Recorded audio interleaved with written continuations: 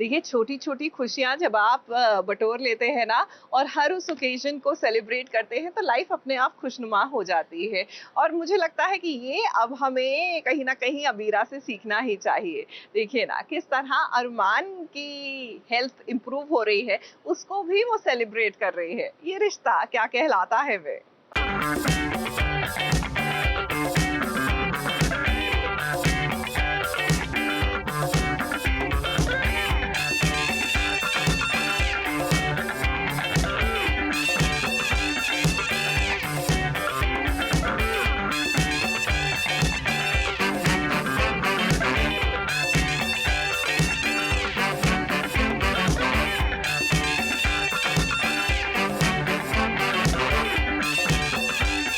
छोटी छोटी खुशियों को कभी नजर ना लगे, इसलिए घर की हर माँ अपने पति और बच्चों की नजर उतारने में देर नहीं करती। जैसे कि आज अबीरा अरमान और बच्चों के साथ साथ अपनी भी नजर उतार रही।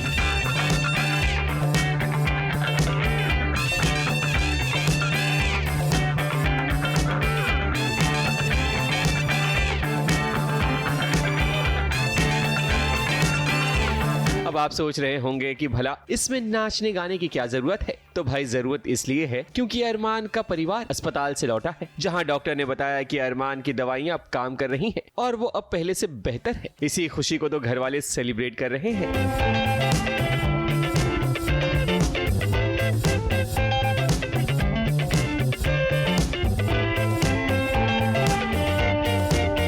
तो वो सीन था जहाँ पर अरमान और अबीरा बच्चों के साथ में हॉस्पिटल से वापस आते हैं, जहाँ उनको मालूम चलता है कि अरमान की तबीयत फ़िलहाल अभी बेटर हो रही है, रिकवरी ठीक हो रही है दवाइयों से।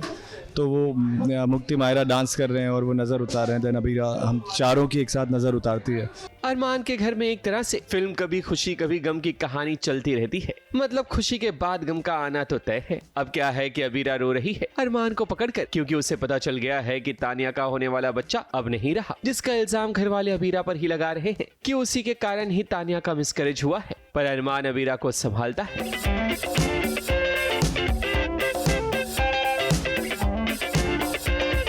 वहीं अबीरा के ना रहने पर अरमान अपनी बेटियों का पूरा ख्याल भी रखता है। मायरा और वानी दोनों को स्कूल के लिए रेडी कर रहा है और इसी बीच कभी कभी वो मेडिसिन लेना भी भूल जाता है। जानबूझकर नहीं, बल्कि अपनी बीमारी के कारण। दवाई एक डोज अगर मिस कर देंगे तो कुछ नहीं होगा, तो वो एक डोज नहीं खाते हैं दवाई की, हमें नहीं पता है।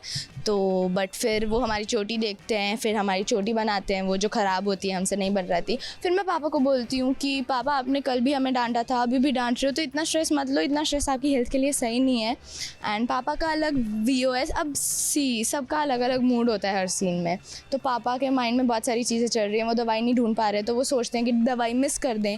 अब मेरे को ये सब नहीं पता है, तो मैं तो यही देख रही हूँ कि पापा हमें डांट रहे हैं, तो मैं बस उन्हें बोलती हूँ कि मत डांटो, इतना स्ट्रेस मत लो। अरमान और अबीरा के बच्चे तो फाइनेंशियली हेल्प करने के लिए स्कूल भी नहीं जाना चाहते थे, मगर अब वो जाने लगे हैं टीचर से माफी मांगने के बाद। अब आगे की कहानी में और भी ट्विस्ट आएंगे, जिसकी अपडेट हम आपको देंगे सिर्फ यहाँ और कहां। मुंबई से प्रिया धावड़े के साथ ABP न्यूज रिपोर्ट।